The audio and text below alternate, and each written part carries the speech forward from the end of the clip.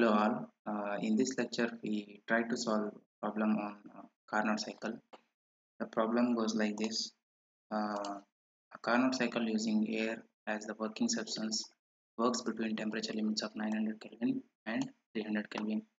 The pressure limits are 60 bar and 1 bar. Determine 1. Pressure at all salient points of the cycle. And second one, the energy supplied as heat per unit mass of air. Third one, network output per unit mass of air. The fourth one, mean effective pressure. The fifth one, thermal efficiency of the cycle. These five things we need to find out. And we will list out the given. So the temperature limits are given, the maximum and the minimum, which is the maximum temperature is T1 is equal to T2, which is equal to 900 Kelvin, which you can compare with the PV and TS diagram, which is the maximum temperature is T1, which is equal to T2. The minimum temperature is T4, which is equal to T3. The maximum pressure is P1 and the minimum pressure is P3. So minimum temperature is T3 is equal to T4 is equal to 300 Kelvin. The maximum pressure is P1, which is equal to 60 bar. Minimum pressure is P3, which is 1 bar.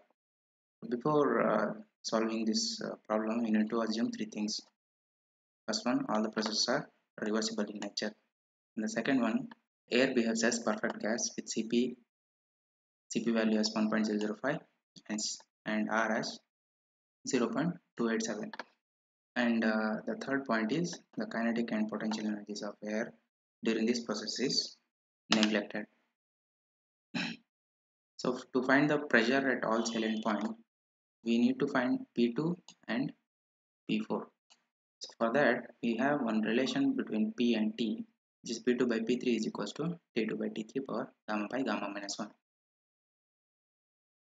If you just keep P2 in the left hand side and P3 to the right hand side and substitute all the values like P1, P3 which is 1 bar and T2 by T3 900 by 300 to the power gamma. Gamma will be taken as 1.4 for air divided by 0.4 minus 1 is 0.4, which will be the P2 will be coming to be 46.77 bar.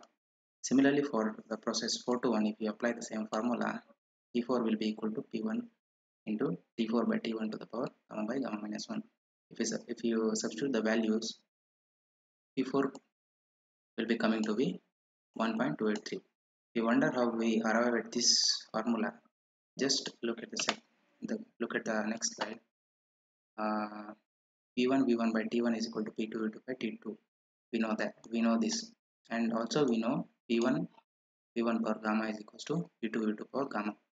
So if we just rearrange it to arrive at this equation T1 by T2, and we have the P1 by P2 as V2 by V1 to the power gamma, or V2 by V1 as P1 by P2 power 1 by gamma.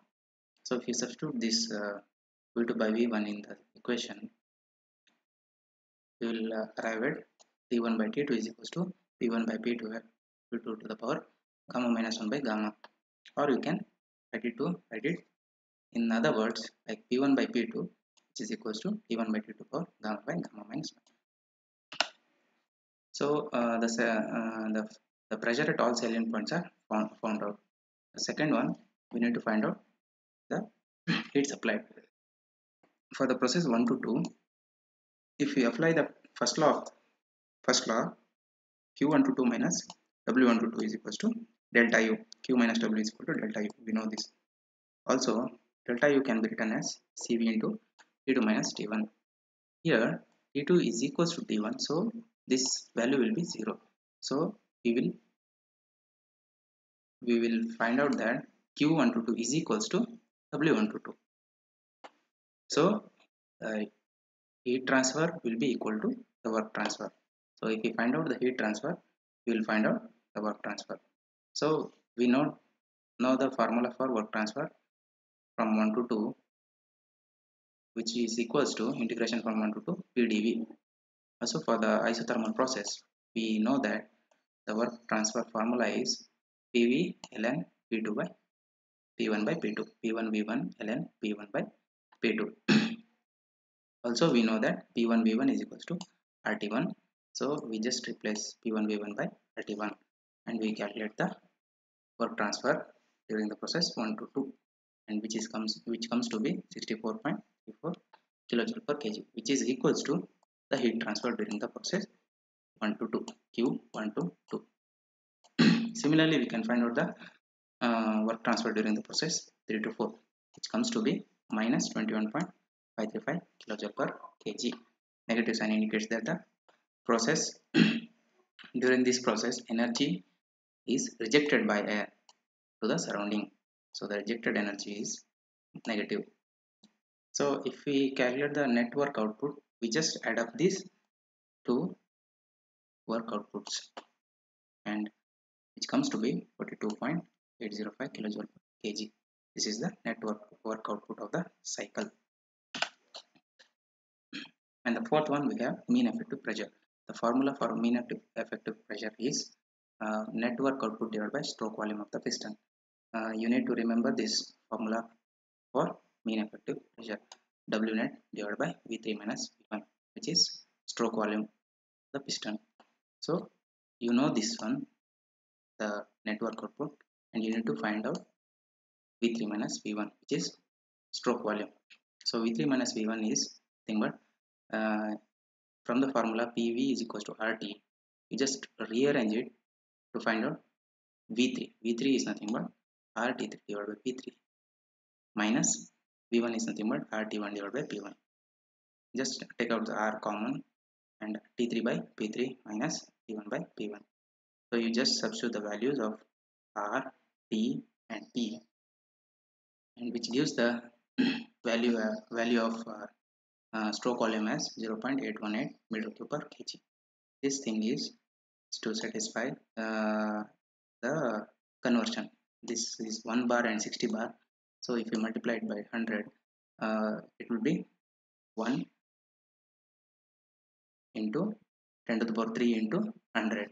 So this is in kilojoule per kg Kelvin, so this kilo gets cancelled, and this is because you need to convert bar into Newton per meter square. So the mean effective pressure is coming to be 5.23 bar, and the thermal efficiency, you know the formula T1 minus T3 divided by T1, and it will be coming to be 66.67%. So like that, you can try to solve these two problems. Just note down the problem and try to solve this. If you have any doubts, just leave a comment in the below. Thank you.